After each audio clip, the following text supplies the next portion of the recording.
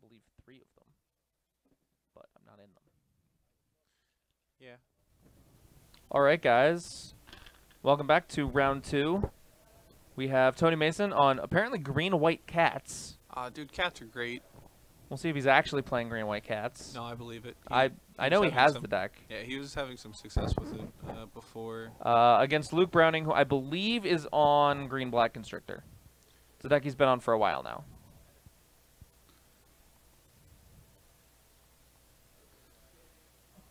So we're gonna see some. What's fun cats about here. the green-white cats is it's essentially the tokens deck with some other card options instead. I would expect to see some Pride Sovereigns. Pride Sovereign? Yeah, that's a good one. I like that one. Some Regal Caracals. Yeah, Sacred Adorned Cat. Pouncers, Sacred Cats. I actually wouldn't be surprised to see Radiant Destiny in there. I believe that's the Choose a Type anthem. Looks like, unfortunately, the cats are on a mulligan to 6. Dusk to Dawn. Ooh, Prowling Serpapard. Yeah, that's a good cat. That's a cat snake. Snake cats. See this over here. So, well, we have Luke's ideal start with the snake. Yeah, turn 2 snake. And I believe he's going to follow it up with a Walking Ballista. That's going to be real hard for Tony to beat. Yeah. Maybe he's going to follow it up with a Jade Light Ranger. That one's even better. So, how do you feel about Jade Light in general as a card? I think it's a fine card. A lot of people are like, oh no, it's too good. It's a 3-mana 6/5. That's only with Snake, which it will not always be in standard with Snake. Also, it's just as Luke proves you wrong. Yeah. Luke, he should have double the amount of those counters. He does. No, he got a land. Yeah, right? he got a land. Okay. That's it. But the thing about Jade Light Ranger to me is, like, we've had like a 3-mana green value creature in standard for as long as I can remember. There was Courser, and then there was Tireless Tracker. There's always something. Yeah. And compared to the 2 I just mentioned, this one is much lower on the totem pole. Yeah, like it doesn't actually draw you cards, whereas the other ones did. Well, it can, but it just when it draws you card, it's only land. It's never gonna draw you what you want it to draw you. Unless you want a land. I don't know. In this case, Luke wanted a land. Now we can play a Winding Constrictor. Yeah. He can also play Bristling Hydra. He's got options. Yeah. Slow start from Tony. Probably is just gonna get run over by Big all things. Of these things. We're just gonna harass and contempt that. So he's gonna contempt it. Get in for 6. It's a lot of life. Yep. All right. Well. Put Tony to a third of his life total. Yeah.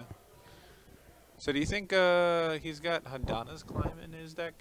So Luke? I've commentated with Luke on this deck for a while now, and he hasn't had Hadana's Climb.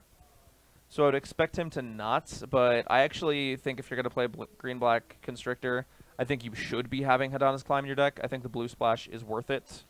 I agree. Like I think I've tried to convince him a couple times to put it in his deck, and he's always been very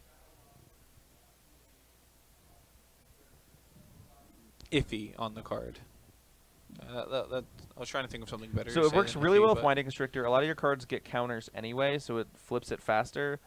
This deck has a lot of board stalls that happen with it, and so having a way to break board stalls with Hadana's Climb is really nice, with giving creatures flying once it's flipped. And then once you get access to the blue splash, you get so many cards in your sideboard. You get access to the biggest one being Negate. Yeah, yeah, like Negate against like blue-black control or whatever. Against blue-black control is pretty good. Against blue-white control is huge. Yeah, it's the approach. I remember Teamer had to play like 4 negates in the side just to not die to. Yeah. But Luke's still in a very good position here. He just played a Walking Ballista that now has 3 counters. So it looks like Tony's hand is a bunch of pump spells. And a Dusk to Dawn, which I wouldn't be surprised if he just fired off here to get that Walking Ballista off the table.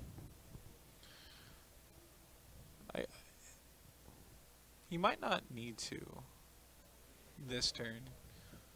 So, like, yeah, Luke can just attack and put him down to 7, and then essentially 4. but like He might also. No, he's just dead because he plays the Gear Hulk, puts that to a 7/7. Yep. Surprise, 7/7. Do we have Path to Exile in here? I doubt zombie it. Zombie to Exile? No, okay. Well, he doesn't control a zombie. Yeah. But yeah, you still gotta respect the Gear Hulks, man. Yep. Both these games, we've seen the power of Gear Hulks. Kaladesh still showing its teeth. Yeah, we've banned Kaladesh to oblivion. Hey, we're still here. Yeah. Yeah, so, to be honest, I don't know what I expect to see from Tony's deck. Looks like he had some rats. He's going to bring in a lot of, like, really weird cards that you wouldn't expect an aggro deck to see. So, like, I believe we've seen some Fumigates dropping, maybe some Settle the Wreckage. Vet Mario 23, thank you very much for the follow. Appreciate it. I saw a Skywhaler shot in Tony's sideboard. Yeah. I would expect that to come in. That's pretty good here. Yeah. Do you remember what Skywhaler shot does? Destroys a creature power 3 or greater and gives you a scry? Yes. Good job. Yeah. 3 mana, instant speed, spell. There's some limited formats I remember. Luke looked like he was at least thinking about bringing in a copy of Naturalize to deal with the 2 cast outs he saw from Tony. If you're Luke here, like, what are you trying to bring in? Like, what do you think you want to bring in? I would want to bring in anything that I would have for, like, the white go wide decks. Yeah. So if he has copies of Golden Demise, I expect those to come in. If he has copies of just, like, cheaper removal, I would expect those to come in. And then I would probably just want to bring in, like, keep myself more low to the ground. If we're going to play a long game, I feel favored. So I'd want to bring in anything that helps me play a long game. And honestly, if we have dead cards, which I don't think Luke does, I actually don't hate bringing in like 1 copy of Naturalize. Yeah. All whites in removal is enchantment based in the form of Ixalan's Binding, Cast Out, and Baffling End. And so being able to deal with that, and in the case of Baffling End, even sometimes upgrading your creature can be quite valuable. Yeah, Baffling End has been pretty baffling to me in general, because like every time I have it cast, I just imagine it like Journey to Nowhere, Oblivion Ring, or something. They're like, no. You get a dinosaur instead if it goes away. I'm like, have they ever removed it? No. Yeah, I've never seen no one remove. Like, I've played a lot of Baffling and no one's ever removed it. I'm just like, dope. I don't know. I was just sitting there like, you know, in one of those instances where, you know, your control opponent's like got the game or whatever, but so you just sit there and start reading cards and looking at them, and you're like, all right, well, what's this card do? Yeah. And so, I mean, it can be worth removing, like if you like really just need a creature and you're drawing enchantment removal. Like, there's definitely times where you just want to like get the 3/3, and like a 3/3 it's decently sized. It can kill your opponent. Yeah, like I've killed people with smaller creatures. That's for sure. I will say Baffling End is exactly what blue-white approach needed. Yeah. To 2 mana answer, right? 2 mana, just 2 mana removal in general was huge for that deck. You don't have to play Aether Meltdown anymore. That card was embarrassing. No, that card's great. That card's really bad. Like, you it was in Marvel. How could it be bad? Every deck. Was it in Marvel? Yeah. I remember playing against some Aether Meltdowns in the Aetherworks Marvel decks. Yeah. Huh. It produced energy, man. Yeah, I guess. There was a time in Blue-White Approach where I was playing Shielded Aether Thief instead of Aether Meltdown. Aether Thief? Yeah, that's a good one. As my quote-unquote 2-mana removal, it lined up very badly against Longtusk Cub because they always had just the turn 1 attune. Thank God that's not happening anymore. Yeah. When we have to ban the Light of the Land. I don't know. How do you feel about the bannings in general in Standard? I was like for them, to be honest. Yeah, no, it's sad that they had to happen. It's sad that we had to ban an uncommon land. It's sad that we had to ban a 3-mana 3/2. But I just think the way they costed the energy mechanic was poor for Standard. I loved the energy mechanic in Limited. Honestly, in Limited, I think it was one of the most successful mechanics they've had in years. All the interactions with energy and all the times you had to use energy were all very interesting in Limited. They were all very complex and limited, you had to decide, okay, do I want to like save this in case I draw my 1 copy of Whirler Virtuoso, or just want to make a servo now? How should I manage this with Harness Lightning? But for standard, the incidental energy thing was a little too free and a little too powerful. Yeah. What I meant in general is just like, how do you feel about them like doing bannings in standard as a regular thing? I don't like it as a regular thing, and I think if it keeps being a regular thing, I think we're gonna have an issue. I actually like it for standard, to be honest. So I've played in plenty of standard formats where it just devolves into like 1 or 2 decks. A Solemnity out of Tony. So that's gonna be real not good a card for him. I expected to see. Told you, you're gonna see some weird one-shots. So most of Luke's creatures are actually just gonna be what's printed now. And No, it's Walking much worse. Ballista. Yeah, Looks great. I say all of his cards, when they're just playing what they're printed as, aren't very good. Mm-hmm.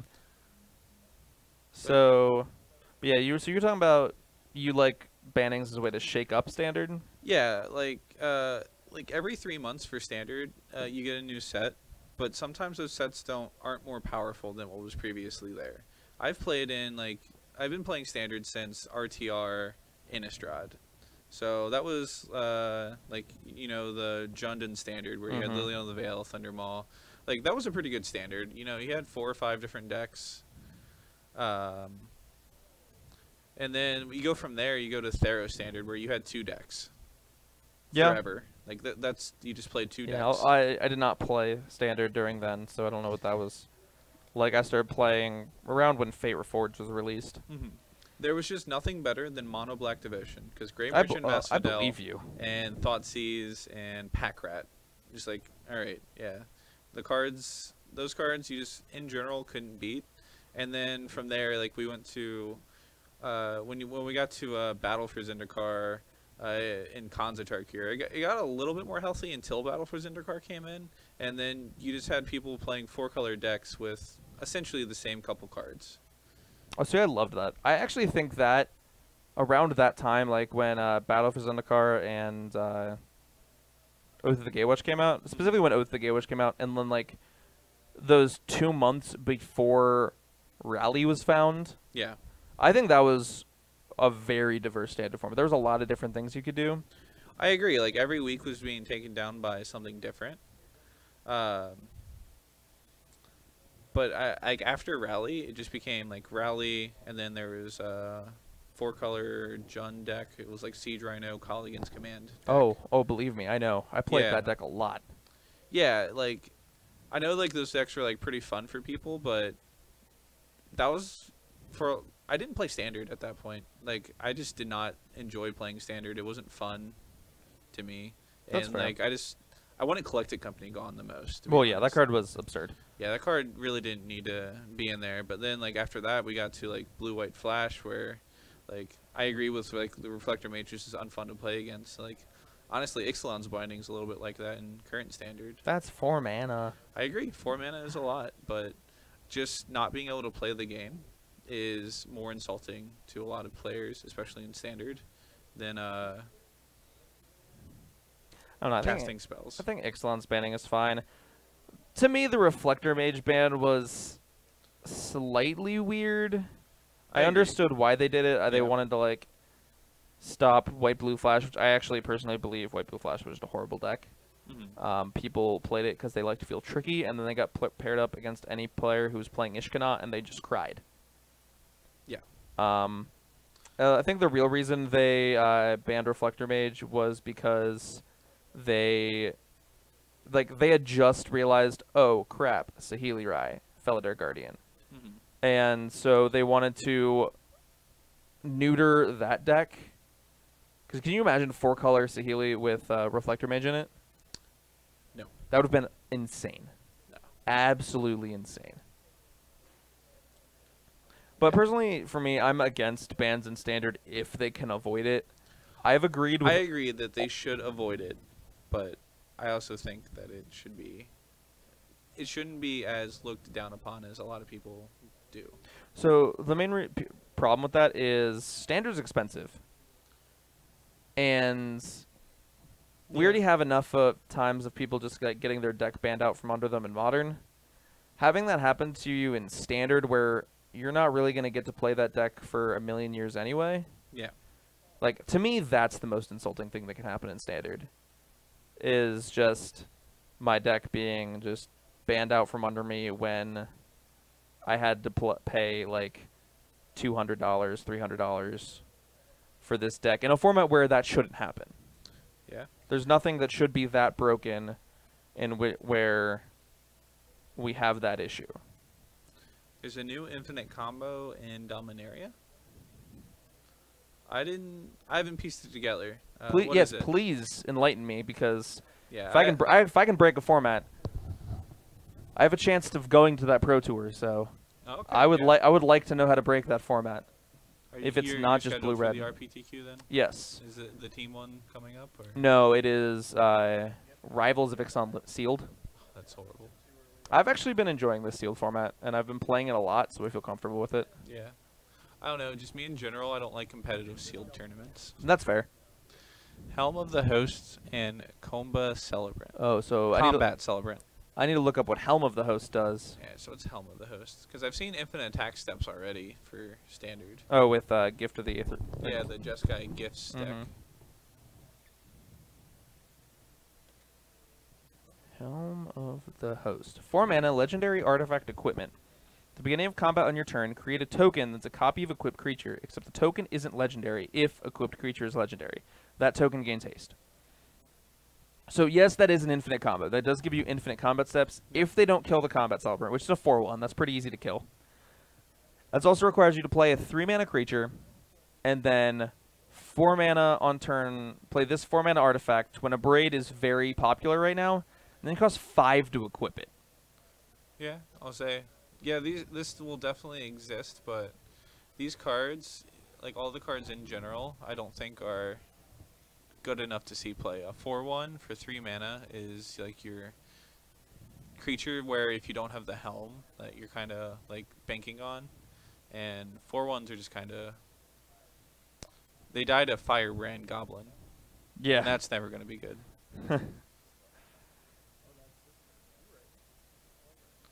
So this game has been actually pretty interesting. Yeah, it's been pretty good so far. Luke's still in it for not being able to get counters. Yeah, you know, not being able to do what his deck wants to do. But looks like his force is dwindling, and also Tony has a very high life total. 29? Yeah. I think now he might be at 33. Seems likely. And Luke's only creature is a 2/2? Yeah, he's got a 2/2, while Tony has a 1/1 first strike, or sorry, double strike, and 2 1/1s with lifelink. Yeah. So the token has to attack, not the equip. Yeah. But at any point, you have to, like the Combat Celebrant has to survive. Yeah, it has to survive for 3 turns. The first turn you play it, the turn you play the equipment, and the turn you equip it. And that's a long time for your 1 toughness creature, which can be Revolt Fatal pushed to live. And it is a 12 mana investment. More fun hijinks, equip a Gideon. That's just it. That's just cool. Non-legendary Gideon Planeswalkers. They go away end of turn, don't they? Yes, they would go away end of turn. Rough. So Luke right now is trying to figure out how he's going to kill Tony. Because right now, I don't think he can. Right, so you get this Helm, and you get some other 4 mana spells that don't really do anything immediately in Anointed Procession. And like how many like is there a blue-white tokens deck? Because I want to make as many Jaces as possible. There's a blue-white Eternalized deck that kind of had like a bit of a thing. The tokens don't go away? Let me look at Helm of the Host again. The tokens don't go away. Infinite Gideon the Trial sounds like a lot of fun. You're right. The tokens do not go away. Token gains haste. All right. I guess I just always staple that elemental clause to the end of most creatures that just get produced. Or like the Geist clause or whatever. So it is possible that with the whole Gideon thing, they will not be creatures. Well, so how that works is like if you clone a planeswalker while it's a creature, it reverts to its card type. Yeah, because I do know if you clone an animated land, that doesn't work. You will clone, your clone will be a land. So we'll see what's happening here. Feel like Tony's pulling away with this game. Mana, We're cycling a cast out. What are we drawing? Is it a 1/1 cat or a 4/4 cat? That is a 1/1 cat. Oh, sad cat. It's an exact copy of that creature. Cycling a land for Tony. Mm-hmm. Into Pride Sovereign. That's a good one. Card's very good. Yep. Turns his token and 4 damage. Yeah. So Well, that's still only 2 damage. Pride Sovereign gets +1/+1 for each cat you control. It does not give other cats +1/+1. I was thinking that was a lord. I No. remember there seeing being +1 on Regal Caracal is the lord. Okay. So we'll see what Luke can piece together. Looks like he's flooded out a bit. He has at least... Well, I mean, he's got the if near dead land, so you can start just, like, throwing lands at yeah, the but his hand right now is currently 2 lands and a Walking Ballista, which does nothing. He's just going to pass. Hopefully he doesn't think if near dead lands is instant speed. He doesn't. It is possible. So, no, you know, Solemnity is... says, I believe Solemnity is your opponent's. Can we pull up Solemnity real quick? Yeah, can we see Solemnity? Let's say it might make if near dead lands useless. I don't know or not. Yep. Creatures can't be put, or counters can't be put on creatures, enchantments, or lands. So if near dead So lands also does nothing. Does nothing. Bullet Solemnity is not a card Luke expected to see. Yeah. Trev Bijani, thank you very much for the follow. We really appreciate it. Yeah, so Commander Zelgoddess, the copy rule states... yeah, you're right. So, like, if you copy a Gideon, it will become Planeswalker Gideons. So, that's sweet. So you get to, like, use the tokens to start, like, you know, fogging things. That's pretty cool. Yeah, but, like, every turn you have to spend 5 mana to equip your Gideon. Yeah. Sir Eldrazi, thank you very much for the follow. Yeah, so Skylar's shot on that 4/4. That's going to be enough for Luke to realize he is dead. He's going to pack it in. We're going to game 3 here. Cats meowing their way to victory. I just imagine, like, I know these cats that are the cards aren't, like, domestic house cats, but I want to think, like, how are these house cats attacking, like, killing this? So imagine, like, there's, like, your Hulk that a cat just, like, bats off a table and it falls to the ground and shatters. Yeah, it's pretty good. I imagine, like, you know, like, the angry cat with, like, the snake just, like... Just biting at it. Yeah, just, like, biting at it, like, swatting at it. But it's just, like, one of those old garden snakes. It's not even, like, harmful or anything. No, just, like... And the cat brings it up to Tony. He's like, look what I killed for you. Look what I got. Please accept my present. Sit there and stare at it. It's like, oh, thanks. Just yeah. get rid of it, please. Yeah, so if Luke did not have Naturalize in his deck before, I expect him to be bringing it in now. Not that I think that's necessarily good, but it's probably still fine. He saw Cast Out. Now he's seen Solemnity.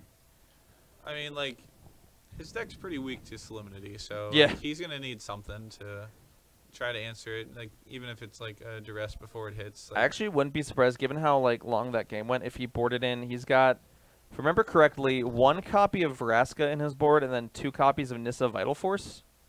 This is me remembering his PPTQ deck list. Or trying to, at least. And so I actually really would hope he brings in both those cards. I expect him to. I think I'd say Nissa is probably... That 5-mana Nissa is probably one of my favorite cards of all time. that card is so good. I still prefer the 3-mana creature one. Nissa Vastwood Seer, that card. One's very good as well. I loved playing with that card. That's the card I miss. One of the cards I miss the most. That and Courser of Krufix. If I could have those back, I'd be a very happy man. All right, yeah. I don't know. I've always played blue. I've always steered away from the green. Like I remember for the flip planeswalker days, I picked up Jaces when they first came out at $18. Oh, I wish I picked up Jaces when they were like 10. Yeah, I was just like sitting there. I was like, that draws a card. It's a planeswalker. It's a 2-mana It has planeswalker. snapback. It has flashback. No, it's fine. I'll trade for him.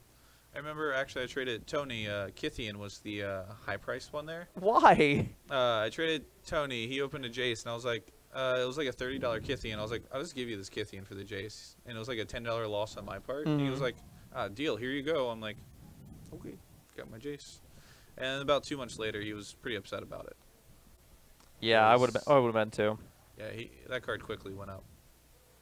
Tell me what it's like to open up planeswalkers. I'm never that lucky. I'm not normally that lucky. So I believe Tony is looking at a 1-land hand with Solemnity. No, he's got at least 2 lands. He's going to keep it. So let's see. Can Luke get something down before the Solemnity comes? He does have the Solemnity in hand again? I think he does. I could be wrong. I think that's his second to last card.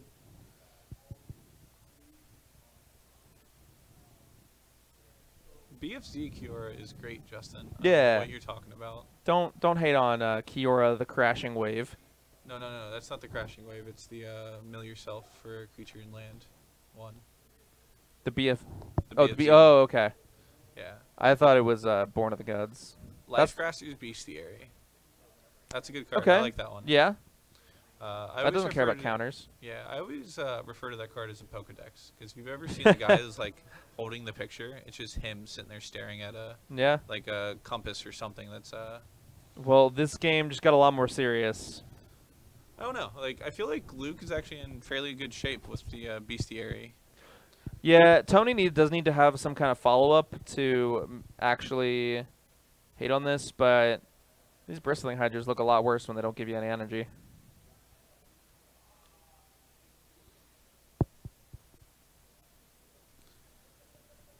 Yeah, it looks like his hand is 2 Bristling Hydras, an Aethersphere Harvester, a Hash-Up Oasis, and a bad Swamp. Painful Swamp. Alright, so we got a 4-mana 4/3. I've seen worse creatures played, so. Yeah, but not in this day and age. True. They don't most really. Creatures are above the average these days. Skywhaler shot. Skywhaler shots. All right. But Tony's got the removal, but he doesn't have pressure. Yeah. And Luke can beat all removal right now. That's what this Crafter's Bestiary excels at doing, is beating lots of removal. How do you feel about Luke's basic land choice? So he's got the FNM, like the standard showdown packs. He's got draft box, and then he just bottomed an unstable swamp. Yeah. I'm one of the people who needs all of my basic lands to match, and I don't really care exactly what they are, but they all need to match. Yeah. I'm the person who either they all have to match, or they're all different. Like drastically different. Like they can't like even somewhat look similar. See, for me, it's if I get like thought seized or if I get just my hand looked at in some way, I don't want to have to spend mental energy on, okay, which basic does my opponent know about? Like, I don't have to think about that, so. Oh, I wouldn't worry about that. Like, if my opponent wants to write down the collector number of my basic land. Well, they can just remember the art. Like, that's something I find myself doing a lot, is if I look at my opponent's hand and I see that they have, like, an unstable basic in their hand, and then they play a BFZ basic. Like, that's something I notice. I'm like, okay, one of the cards in your hand is still that basic swamp. Yeah, I mean, that's getting to the, those little percentage points that... Oh, I'm all about those little percentage points that aren't really going to matter too much in the game. But if it's like one of those things where, like, let's say you're playing combo deck, and you're like, okay, I am going to Thoughtseize you this turn, take your piece of interaction, and then if you don't draw another one, I win next turn. So. Blossoming Defense for the if near dead lands that wouldn't have done anything. Interesting. Oh. Do they realize it wouldn't have done anything? I don't think so. Think if Luke realizes that didn't do anything, he's just in his head like, got him. Yeah, he's like, all right, I'm the winner here. We're gonna ask. I'm about asking about that after them to see. Oh, do they know?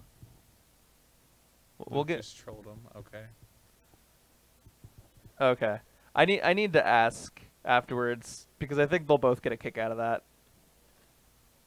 Glint Sleeve Siphoner. 2-mana, 2/1 with Menace. I've seen worse cards played. So what's in Tony's hand? He's got another land, and was that 2 Appeal to Reason? I believe that's at least 1 copy of Appeal to Authority. And maybe a Dusk to Dawn? Appeal to Authority, I guess. Yeah, okay. So we'll see. Tony does need to find some more creatures. I actually wouldn't be surprised to see him tap and exert his Pride Sovereign here. Yeah, so once Luke's creatures don't really need the added words of like what's on them. They just need to have the staple like pay 1 extra green, draw a card on it. Yeah. I like that block there from Tony. Yeah, Bristling Hydra did demand some kind of answer eventually. What's Appeal to Authority do again? So it's 1 green, gives a creature you control +X/+X and trample, where X is the number of creatures you control. And then it's 1 and a white. These are both sorceries. Tap up to 2 target creatures your opponent controls. They're both sorceries. Yes. Interesting. So Appeal to Authority is definitely a card or where that can just steal the game. But Tony needs to have a lot more creatures to make that happen. Man, why can't that be? Why can't like the appeal have to be an instant? It seems like it should be. So the problem with that's a very weird card to have 1 half be an instant. That would be very unintuitive. I mean, there's other cards like it, like Commit to Memory. That's instant on a sorcery. But that doesn't affect combat as much as this card does, and that's something that Magic Design really tries to stray away from, is things that affect combat that are like that expensive or that like impactful. Those tend to be sorceries. Like for example, if you look at all of the utility deserts in Hour of Devastation, all the ones that affect combat are all sorcery speed. Yeah. The Abzan ones. Then blue and red one are instant speed because they don't affect combat. Tonio Panda? I haven't seen your name before, so I'm gonna go with a no. It's my first time commentating, so I'm also gonna go with no. It is possible I just forget, and that I couldn't pronounce your name the first time. But who knows? If you were here on a Wednesday in the past like 3 weeks, it might have been me. Okay, so Luke brought in Silent Gravestone. Why did Luke bring in Graveyard Hate? Graveyard Hate. I mean, he did seal Dust to Dawn, Appeal to Reason, right? This doesn't stop that. He could pay the 4 mana to exile graveyards. But still, like, the Adorn Pouncer. This is a very narrow as Graveyard Hate for that. You had say 4 mana Relic of Progenitus that you'd have to do this. Like, this is dead draw right now. Now he is just winning the creature war, which he's got going for him. Tony's flooding out pretty badly, but I don't know. This does not seem worth it to me. It seems like it's a pretty bad draw for Luke here. Yeah. I don't know. I think I'd still want a Blossoming Defense in my hand. If you're Luke? Well, no, for Tony when he threw it away on the If Near Deadlands earlier on. Was it Zach and Patrick? It might have been me and Zach. If it was last Wednesday, then it was. And I apologize if that was the case. So we have Appeal to Authority here. We're just getting in for some damage. I think he's gaining life is what it is. Okay. So I think he's tapping. trying to give himself a couple more turns. And wait, why do these have Vigilance? I don't think they should have They do gain vigilance off Authority gives them... Creatures you control gain vigilance until end of turn. Oh, okay. That's part of the card I forgot about. Well, yeah, they did Silent put a lot of Gravestone words on does, Aftermath I cards. believe, doesn't stop that. Silent Gravestone, I believe, just says creatures can't be targeted in the graveyard. Cards can't be targeted in the Yeah. graveyard. Is the top half. And it looks like they're calling a judge now? Yeah, he's gonna call Authority grants vigilance. Yeah, thank Okay, you, yeah. Commander. I just didn't realize that. My bad. So that's why Silent Gravestone is in Luke's deck. He didn't realize it stopped some Well, of the it's Aftermath cards. It's good against Torrential Gearhulk and Scarab God. No, That's the reason I a lot of people agree, have been playing. I Yeah. agree. It's good versus that. I mean, I think that's why it's here currently. Yeah.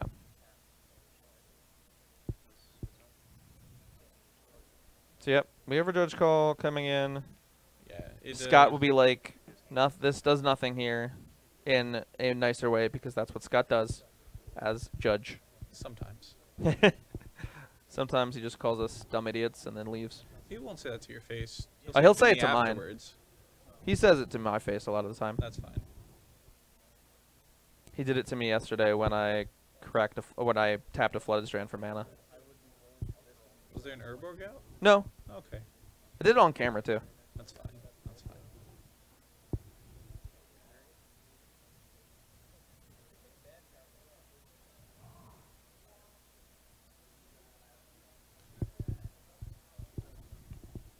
So, Tony needs to start drawing some action here.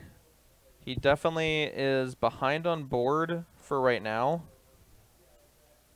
And we'll see. Luke's just playing these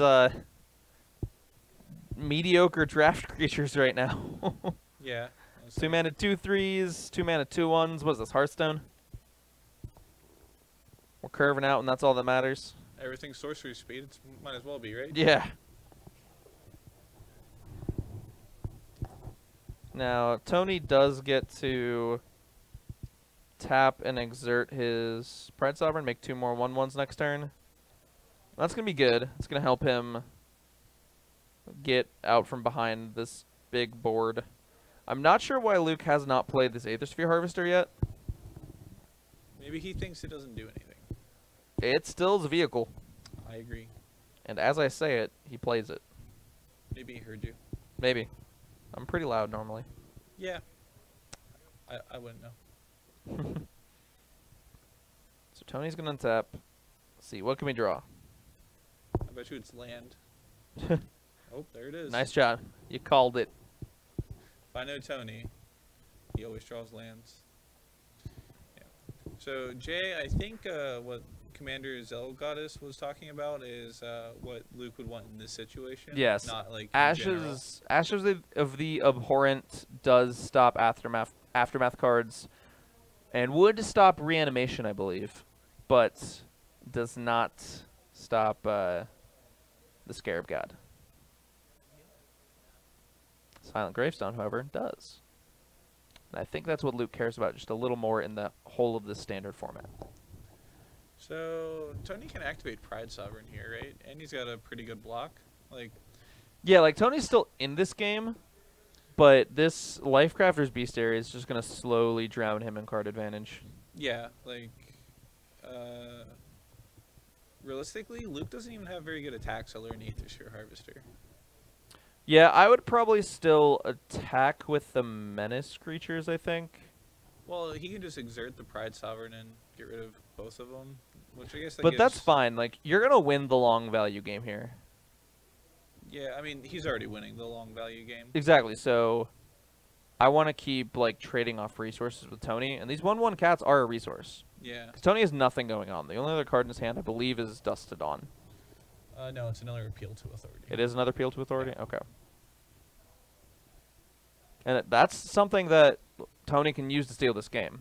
So this weekend, the store will be running drafts for $30 all weekend. I will be here on Friday to draft, probably as soon as I can. So I'm sure a lot of you are looked over the 25 release and said to yourself that there's not a lot of value in the set in general. We did some opening for the store today, and the lowest amount of value we got out of a box was $260.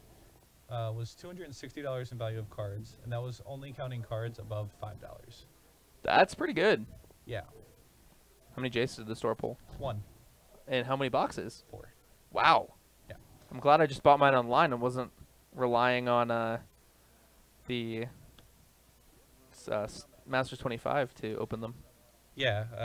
I was pretty impressed. I mean, the pulls were, like, I would say above average for the most part. Mm-hmm. But say one box was at like $60. We thought for sure we were going to get a dud. And then in the last 5 packs, it went Jace, Imperial Recruiter, Rishidon Port. So it's like, oh, okay. Wow. Yeah. That is something. All right, so looks like did we attack with the mining constrictors, or were they been crewing the Aethersphere Harvester? Well, he only needs 1 to crew the Harvester. So. Yeah. So we're gonna make some 1/1s. No, I think Tony tapped him down with a peel again. Oh, okay. That doesn't do much. I don't think Luke attacked last turn, is what it was. I would have attacked with the flyer. Oh, he did the Pride Sovereign on his own turn? Interesting. That's an instant speed ability. Naturalize! Oh, jeez. Our counters are unlocked! He found it. But Luke's at 6. Yeah, that should. So... Yeah, Dominaria is, I think, probably going to be like the best value set since Cons. I'm just looking forward to Dominaria because I think that's going to be a great. I think that's going to be a really well designed set. I think that's going to be a lot of fun to draft. I think that's going to affect Standard in a way that we haven't really seen in a really long time. Mm-hmm. And I'm just excited because everyone always makes the joke, Magic, as Richard Garfield intended. He is on this set. I'll say, I feel like every time Richard Garfield gets a hold of his set, it's great. It's just great. We're going to see Magic the way Richard Garfield intended, people, because he intended this set. But land nowhere else in Standard really makes me likes scared. color lands, is what we've learned. We need them. I mean, yeah. Right now, we only have the fast lands. If they made another, like, cycle of allied colored lands for Dominaria, I think the general population just would have screamed. I mean, Watson Journal just does not like These are big. Yeah, I was like, wow, everything just got out of hand. These are really big. 1 naturalized to end the game. So we can attack for 6 in the air and 5 with Menace. And why not also attack with this 5? Let's threaten almost lethal. We also drew another Verteris Gearhulk off the Lifecrafter's Bestiary. Yeah, I'll say. Dear Lord. The Pokedex won this game hands down. Oh yeah. Yeah, if you want to play a long game and you have a lot of creatures, especially cheap creatures, Lifecrafter's Bestiary. That'll get you where you want to go. It's not too often 3-mana cards that don't do anything to impact eventually are game changers, but that's one that definitely takes over a game if you don't answer it. I'm actually not sold on the Mox Amber in Standard. The first time I read it, I thought it was you get any mana to cast a legendary creature, which you don't. It's you get a mana of any color that a legendary creature or a planeswalker you control is. So it has to be out. Like, you have to have legendary creatures out to use it, first of all, and then it only produces the color of those legendary creatures. Yeah. So I'm not sold on it in Standard. There's no unless they print some really stupid 1 or 2 mana ones. I could see it being decent in Modern. I don't know, for some stupid shenanigans. Sam Black put out a list earlier of mono white legend aggro with Kithians into Isamaru, Hound of Condor. Yeah. It just I'm sure somebody will find a way to break this card. It's a Mox. It's gonna mocked get in. broken at some I'll point, say most likely. It will see play. It will be expensive. It has the word mocks on it. What say? I'm just not the person to figure that out. If anyone is gonna figure it out, it is because I'm black. But Yeah. ooh, we have Gideon's Intervention on the board. Can we figure out what that was named? Use intervention naming. So there's 2 siphoners, two Constrictors. constrictors, and he doesn't know about the Other Gearhulk. Gearhawk, or I think there's a siphoner. Named Harvest. Aethersphere Harvester. He can block everything else. That makes Yeah, sense. that makes sense. Although I think this second whatchamacallit, second Gearhulk is probably just gonna kill him. Oh, there's a Gearhawk. We put 3 counters on the Tony nodding his head. Yeah, that's a lot of math. we put 3 counters on both siphoners, 3 more on the whatchamacallit.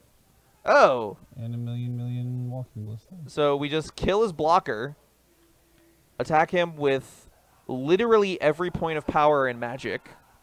And then shoot him for 4 damage for fun. Well, we have to use one of those counters to kill his He already did. dude. Oh, did he? Yeah, it came in with 5. Tony's just waiting to see. Tony what is just dead. Yeah. I'm just gonna go fog kill you on the backswing. Oh, I don't think he killed that then. If it's blocking, I I thought he feel did, like because Tony's still probably dead.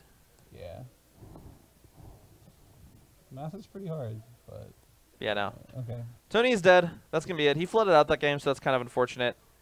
But that's gonna be it for round number 2 here, guys. We should be back in around 5 to 10 minutes. Don't go anywhere, guys. We'll be right back.